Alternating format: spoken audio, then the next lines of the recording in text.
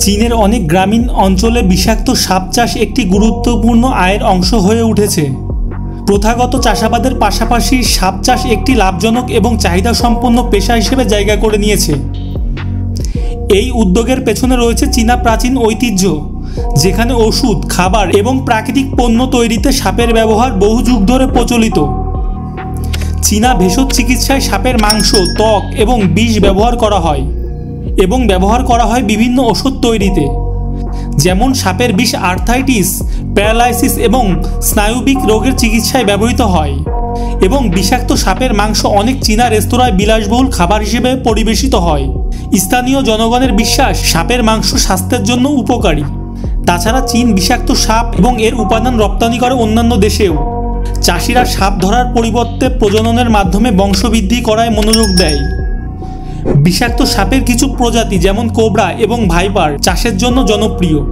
এই সাপ পালন করার জন্য বিশেষ ধরনের খাঁচা বা পরিবেশ তৈরি করা হয়, যা তাদের প্রাকৃতিক বাসস্থানের মতো।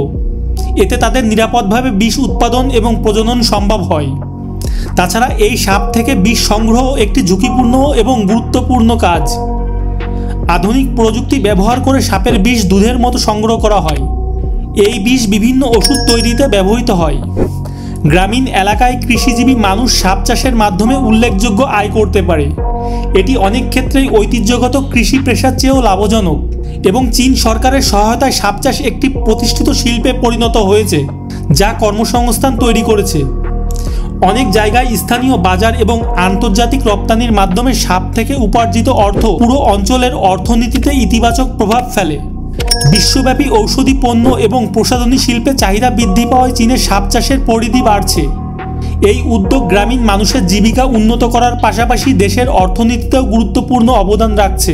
তবে এর সাথেই পরিবেশ এবং নিরাপত্তা নিশ্চিত করার বিষয়টি অত্যন্ত জরুরি।